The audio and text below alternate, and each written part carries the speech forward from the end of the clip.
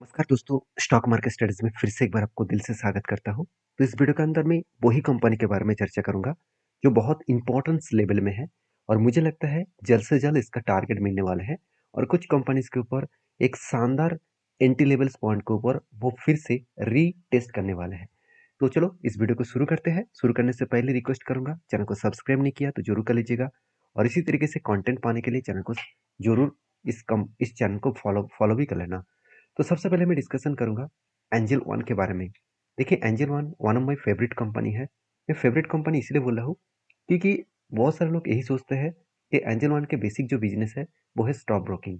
हाँ, ये बात सही भी है कि कंपनी स्टॉक ब्रोकिंग के ऊपर काम करते हैं, मगर कंपनी सिर्फ स्टॉक ब्रोकिंग के ऊपर लिमिटेड नहीं है।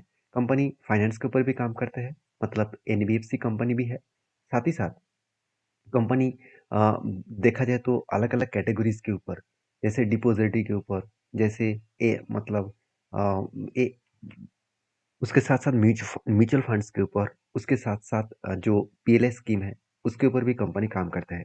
तो बेसिकली कंपनी का बिजनेस डाइवर्सिफाइड है और कंपनी का बिजनेस बहुत स्ट्रांग है, क्योंकि जिस सेगमेंट में कंपनी काम कर रहा है वो सेगमेंट का अभी तो सिर्फ ग्रोथ शुरू हुआ है। अभी तो जर्नी बहुत बाकी है, क्योंकि मैं हमेशा बोलता रहता हूँ कि आप डेटा को चेकआउट करेंगे तो इंडिया में डायरेक्टली मार्केट के ऊपर लोग 3.3% लोग इन्वेस्टमेंट कर रहा है, और जहाँ पे यूएस में 55% लोग इन्वेस्ट करते हैं, चाइना में 30% के ऊपर लोग निवेश करते हैं और जापान में 33% के ऊपर लोग निवेश करते हैं। तो सोचिए कितना बड़ा गैप है, कितना बड़ा गैप है इंडिया में। तो इस गैप को जब फिलअप करेंगे तो कितना बड़ा पोटेंशियल होगा और उस टाइम इस कंपनी के ऊपर कितना बड़ा ग्रोथ होगा, वो एक बार सोच कर देखिए। बाकी एंजल वन के ऊपर फिलहाल के लिए जो मेरा हालत है, वो इस कंपनी के ऊपर जब मैंने ट्रेड लिया एकदम लोअर साइड में, करीबन 2120 के आसपास मैंने ट्रेड लिया। और इस ट्रेड को मैं इसीलिए लिया, उसके पीछे रीजन भी है। अगर उस रीजन को देखूं तो देखिए, कंपनी के ऊपर लगातार एक जर्नी होने के बाद यहाँ पे कंपनी एक जगह पे होल्ड किया और फाइनली ब्रेकआउट हुआ, और ब्रेकआउट होने के बाद कंपनी रॉकेट की तरफ भागा।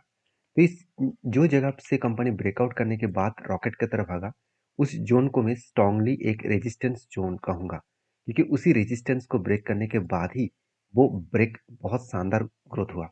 इसका मतलब वही रेजिस्टेंस कंपनी के लिए जब वापस आएगा वो बनेगा इसके लिए क्या, सपोर्ट। तो देखिए, इतनी बड़े क्रैश होने के बाद जब कंपनी धीरे धीरे करके लोअर हाई बनते बनते नीचे आ रहे थे, तब मैंने देखा कि इस जगह पे कंपनी कुछ टाइम ऑफ पीरियड में होल्ड कर रहा है। कुछ टाइम ऑफ पीरियड में यहाँ पे होल्ड कर रहा है, तब मैंने इस जगह पे एंट्री ले लिया। मुझे एंट्री लेना चाहिए था एक्चुअली 1930 के आसपास, और मैंने एंट्री ले लिया 2020 के आसपास। तो मतलब 100 पॉइंट्स के ऊपर मैंने एंट्री ले लिया। क्यों लिया, उसके पीछे रीजन बता दूं कि कभी कभी होता क्या है कि जब भी एक स्ट्रांगली सपोर्ट लेवल के आसपास आते हैं कि बड़े बड़े इंस्टीट्यूशन उस जगह पे बाय कर लेते हैं। आप खुद ही देख लीजिए, इस जगह पे होल्ड किया, उसके बाद देखिए इतना बड़ा वॉल्यूम करके वो ऊपर गया। तो आपको क्या लग रहा होगा कि इतना जब बड़ा जो वॉल्यूम हुआ वो रिटेल पब्लिक ने किया? बिल्कुल नहीं। यहाँ पे बड़े इंस्टीट्यूशन का पूरा हाथ है, कोई बड़े ऑपरेटर का बहुत बड़ा हाथ है, क्योंकि वो इस तरीके से माल खरीदारी नहीं करते तो इतना बड़ा मैसिव जंप देखने को नहीं मिलता। और इसी के बीच में मुझे स्ट्रैटेजीज भी मिल चुके हैं।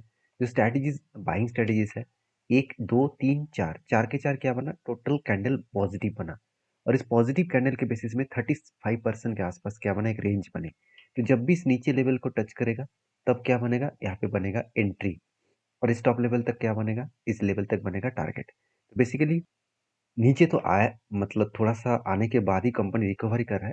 तो रिकवरी करे कुछ भी करे, मैं जो टारगेट लेकर चल रहा हूँ एकदम लाइफ टाइम के हाई के आसपास। जो टारगेट निकल कर आ रहा है करीबन 3882 के आसपास, और जो मेरा एंट्री लेवल है वो 2020 के आसपास मेरा एंट्री लेवल है। तो ओवरऑल 2020 से लेकर 3882 तक मैं कंटिन्यू करूंगा। इसका टोटल रेंज निकल कर आ रहा है करीबन 80% के आसपास। तो बहुत शानदार एक टारगेट मिलने का चांसेस है, जिसके लिए मैं इंतजार कर रहा हूँ। अभी देखा जाएगा अपकमिंग टाइम्स में क्या होने वाला है, क्योंकि इस कंपनी के ऊपर मैं बुलिश दो कारण के वजह से हूँ। पहली बात, कंपनी का जो फाइनेंशियल डिटेल्स है वो बहुत स्ट्रांग है। आपको कोई भी एक क्वार्टर्स में ऐसे नहीं दिखेगा कि कंपनी का सेल्स डाउन हुआ है।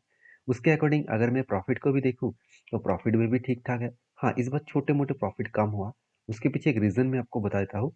और प्रॉफिट कम होने के पीछे एक रीजन जो है मैं आपको बता दूं, हमेशा आपको मार्च क्वार्टर में प्रॉफिट थोड़ा-सा कम दिखेगा। चलो एक बार आपको एग्ज़ाम्पल दिखा देता हूँ, सॉरी जून क्वार्टर में, क्योंकि मैं आपको सबसे पहले दिखा दूँ उसके बाद बताता हूँ। आप खुद ही देख सकते हो ऑपरेटिंग प्रॉफिट मार्जिन देख लीजिए, परसेंटेज वाइज़ जून के क्वार्टर में हमेशा 33%, 39% और देखिए 40%, मतलब उससे पहले देखिए प्रॉफिट ज़्यादा, उससे पहले ऑपरेटिंग प्रॉफिट ज़्यादा, उससे पहले ऑपरेटिंग प्रॉफिट ज़्यादा। क्यों? क्योंकि देखिए मार्च के बाद क्या होता है, जितने सारे एम्प्लॉइज़ होते हैं, उसको सैलरीज़ बहुत ज़्यादा इंक्रीज़ किया जाता है और कोई भी सर्विसेज़ कंपनी के ऊपर एम्प्लॉयी कॉस्ट ही बहुत ज़्यादा होते हैं। सर्विसेज़ खर्चा वहाँ पे ज़्यादा होते हैं, तो मार्च के बाद हर किसी एम्प्लॉइज़ का सैलरीज़ इंक्रीज़ किया जाता है, तो वहाँ पे कंपनी का प्रॉफिट मार्जिन थोड़ा-सा कम हो जाता है। तो इसके चलते हुए हर अब जून क्वार्टर में देखिए प्रॉफिट थोड़ा-सा कम है। तो इसमें डरने का कोई बात नहीं है, ये सारी चीज़ चलता रहता है, क्योंकि उसके बाद देखिए 39 पर के बाद क्या हुआ 42 हो गया, 40 के बाद क्या हो गया 42 हो गया, तो इस बार भी 33 हो चुके हैं, नेक्स्ट क्वार्टर में वो बढ़ जाएगा। यही हालत होते हैं, यही सिचुएशन है। तो आपकी क्या राय है ज़रूर कमेंट्स करके बताना। नेक्स्ट जो कंपनी उसका नाम है Motilal Oswal financial services limited. तो इस कंपनी का बस सबसे पहले मैं टेक्निकली चार्ट पैटर्न्स के बारे में बात करूंगा। जब देखिए मुझे एक यहाँ पे बाइंग कैंडल का एक रेंज मिला था, जो रेंज करीबन 36% के आसपास मिला, तब मैंने आपको बताया कि जब नीचे लेवल को टच करेगा तब एंटी बनेगा। फाइनली इस जगह पे एंटी बना और उसके बाद देखिए कंपनी धीरे धीरे करके कंपनी ऊपर जाकर टारगेट को अचीव किया, और वो भी टारगेट बहुत ज़्यादा दिन नहीं लगा। कंपनी टारगेट मिलने में टोटल टाइम लगा सिर्फ के सिर्फ 42 डेज। 36% रिटर्न मिला सिर्फ 42 डेज में। ये मेरे लिए एक बेस्ट रिटर्न था। और इस रिटर्न पाने के बाद मैंने चेक किया कि दूसरा कोई एंटी बना, हाँ, और भी एक एंटी बन चुके हैं। जो टोटल रेंज निकल कर आ रहा है कितना, वो इस टोटल रेंज को देखो तो 21% के आसपास। मुझे चाहिए था कितना, 20% के ऊपर। तो 21% के ऊपर रेंज क्रिएट हुआ, उसके अकॉर्डिंग मैं इंतजार करूंगा जब इस नीचे लेवल को टच करेगा, मतलब क्या है 590 के आसपास जब टच करेगा, तब मेरा एक बेस्ट एंट्री बनेगा। उसके बाद यहाँ से कंपनी बाउंस बैक करे तो एक शानदार टारगेट हो सकते हैं। अभी देखिए नीचे आना इतना आसान नहीं है, क्योंकि कंपनी आज लाइफ टाइम हाई के आसपास काम कर रहा है। तो यहाँ पे अगर कुछ टाइम बिताए, ध्यान रखिएगा, यहाँ पे अगर कुछ टाइम कंपनी होल्ड करे, इस जगह पे कंपनी कुछ टाइम होल्ड करे, उसके बाद स्ट्रांगली वॉल्यूम के साथ ब्रेकआउट करे और ब्रेकआउट कन्फर्मेशन करे, तो सोचना वो नीचे आने का नाम नहीं लेंगे।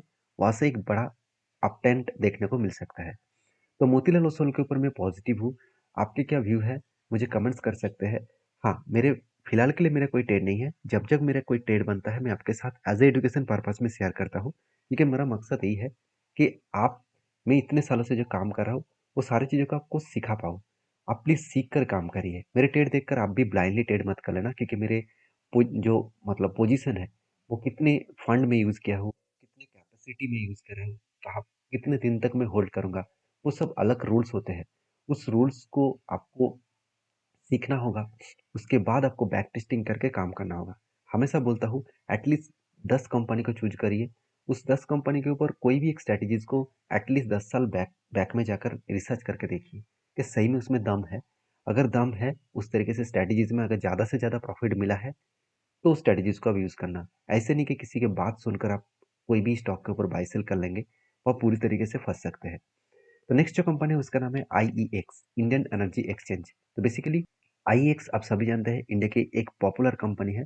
पॉपुलर कंपनी में इसीलिए बोल रहा हूँ क्योंकि इस कंपनी का अगर मार्केट कैप को देखेंगे, तो कंपनी डीएम एंड टीएम के ऊपर 94% मार्केट शेयर लेकर चल रहा है, और इलेक्ट्रिसिटी एनर्जी ट्रेडिंग के ऊपर 83% मार्केट शेयर लेकर चल रहा है, और रियल टाइम मार्केट के ऊपर 100% मार्केट शेयर लेकर चल रहा है। तो बेस्ट तरीके से मार्केट शेयर लेकर चल रहा है, जो कंपनी को आगे बढ़ाने के लिए काफ़ी है, जो जर्नी कराने के लिए काफ़ी है। बाकी इस कंपनी के ऊपर 2 पॉइंट्स को आपको याद रखना होगा। पहले पॉइंट्स क्या है, कंपनी एक एनर्जी कंपनी से, एनर्जी इंडस्ट्रीज कभी भी बंद नहीं होगा, पहली बात। दूसरी बात, इस कंपनी एक मोनोपोली जैसे बिजनेस एंजॉय करते हैं, तो इसके कारण कंपनी में हमेशा एक पॉजिटिविटी होता है। देखिए जब इस कंपनी के ऊपर एक बड़ा फॉल हो गया था, बड़ा मतलब एकदम टॉप लेवल से, इस टॉप लेवल से एकदम एक बड़ा क्रैश देखने को मिला। ओवरऑल टोटल टॉप से मैं डाउन लेवल तक देखूँ तो 65% के आसपास क्रैश हो गया था। तब भी मैंने बताया कि मैं इस कंपनी के ऊपर बुलिश हूँ। इस डाउन लेवल में, इस लेवल में मैंने आपको वीडियो बनाकर शेयर किया था कि मैं बुलिश हूँ। यहाँ पे भी मैंने मैंने वीडियो बनाकर शेयर किया कि बुलिश हूँ। क्यों बुलिश हूँ? क्योंकि अच्छे कंपनी हमेशा वो यू टर्न लेकर ही रिकवरी करते हैं। तो देखिए वो सिचुएशन शुरू हो चुके हैं। हाँ, मैं ये नहीं कहूँगा कि यहाँ पे जो यू टर्न लिया है वो डायरेक्टली ऊपर जाकर टारगेट देगा, ऐसे बिल्कुल नहीं। यहाँ से नीचे भी आ सकते हैं, होल्ड कर सकते हैं, इस तरीके से टाइम लगाकर वो टारगेट अचीव कर सकते हैं। तो बेसिकली इस कंपनी के ऊपर जो मेरा ट्रेड बना है वो कुछ इस तरीके से बने। पहले क्या बना, एक कप बने, उसके बाद एक छोटा सा हैंडल बने। तो कप विद हैंडल बनने के बाद finally breakout and breakout confirmation भी हुआ, रीटेस्ट भी किया, और कंपनी धीरे धीरे करके क्या क्या ऊपर जाने का कोशिश कर रहे हैं। अगर ऊपर गए तो कहाँ तक जा सकते हैं, यहाँ से ऊपर गए तो ऑब्वियसली 230 रुपीज़ तक जाने का चांसेस है। तो इस लेवल तक मैं टारगेट लेने के लिए इंतजार कर रहा हूँ कि जहाँ से मेरे एंट्री बने उस लेवल से अगर टारगेट तक देखूँ तो 32% के आसपास टारगेट मिलने का चांसेस है। बाकी आपकी क्या राय है जरूर मुझे कमेंट्स करके बता सकते हैं। नेक्स्ट जो कंपनी है उसके बारे में बात करूँ, उसका नाम है राजश्री पॉलीपैक लिमिटेड, जो 327 करोड़ की कंपनी है। और कंपनी देखा जाए तो एक पैकेजिंग कंपनी है। बेसिकली इस कंपनी के ऊपर एक जो अपडेट है वो है कंपनी के स्प्लिट का। 18 तारीख को कंपनी हर एक के बदले 2 शेयर देने जा रहा है। तो जो लोग एक के बदले 2 शेयर पाना चाहते हैं तो इस कंपनी के ऊपर एक बार डीपली रिसर्च करें। सिर्फ यही कंपनी के ऊपर नहीं, सारे कंपनीज के ऊपर करें, उसके बाद काम करें। मेरे तरफ से कोई भी बाय एंड सेल का रिकमेंडेशन कभी होता नहीं है। तो मिलते हैं नेक्स्ट वीडियो में, तब तक के लिए धन्यवाद।